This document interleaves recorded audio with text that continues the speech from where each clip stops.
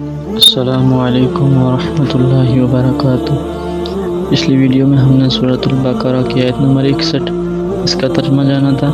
آج انشاءاللہ العزیز ہم اس کی تفسیر جانیں گے، تو شروع کرتے ہیں۔ بسم اللہ الرحمن الرحیم۔ وَإِذْ قُلْتُمْ يَا مُوسَى لَن نَّصْبِرَ عَلَىٰ طَعَامٍ وَاحِدٍ فَادْعُ لَنَا رَبَّكَ يُخْرِجْ لَنَا مِمَّا تُنبِتُ الْأَرْضُ مِن بَقْلِهَا وَكِثَّائِهَا وَفُومِهَا وَعَدَسِهَا وَبَصَلِهَا قَالَ أَتَسْتَبْدِلُونَ الَّذِي هُوَ أَدْنَىٰ بِالَّذِي هُوَ خَيْرٌ اهْبِطُوا مِصْرًا فَإِنَّ لَكُم مَّا سَأَلْتُمْ۔ اور جب تم نے موسیٰ علیہ السلام سے کہا کہ اپنے رب سے ہمارے لیے دعا کر، یہاں سے یہ معلوم ہوا کہ اللہ تعالیٰ کے مقرب اور مقبول بندوں سے اپنے لیے دعا کرنا شروع سے معمول رہا ہے، مگر یہاں یہ ظالم بنی اسرائیل اللہ تعالیٰ کو اپنا رب نہیں کہہ رہے، بلکہ موسیٰ علیہ السلام سے کہا کہ تو اپنے رب سے ہمارے لیے دعا کر کہ ہم ایک کھانے پر صبر نہیں کر سکتے، لہٰذا ہمیں وہ چیزیں ملیں جو زمین اگاتی ہے، مثلا دال، ساگ، لہسن اور پیاز وغیرہ۔ یہاں یہ اگانے کی نسبت جو زمین سے کی گئی ہے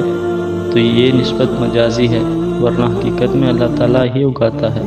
تو پتہ چلا کہ نسبت مجازی سے شرک نہیں ہوتا۔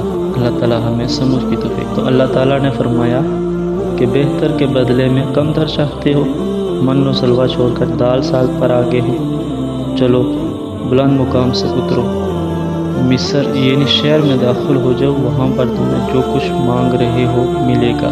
وَضُرِبَتْ عَلَيْهِمُ الذِّلَّةُ وَالْمَسْكَنَةُ وَبَاءُوا بِغَضَبٍ مِّنَ اللَّهِ ذَلِكَ بِأَنَّهُمْ كَانُوا يَكْفُرُونَ بِآيَاتِ اللَّهِ وَيَقْتُلُونَ النَّبِيِّينَ بِغَيْرِ الْحَقِّ ذَلِكَ بِمَا عَصَوا وَكَانُوا يَعْتَدُونَ۔ اس سبب سے ذلت اور مسکینی ان پر مسلط کی گئی اور وہ اللہ تعالیٰ کے غضب کے مستحق ٹھہرے، اس وجہ سے کہ وہ اللہ تعالیٰ کی آیات کا انکار کرتے تھے اور انبیاء کو ناحق قتل کرتے تھے، جیسا کہ ذوالکفل علیہ السلام، زکریا علیہ السلام اور یحییٰ علیہ السلام کو انہوں نے قتل کر دیا تھا۔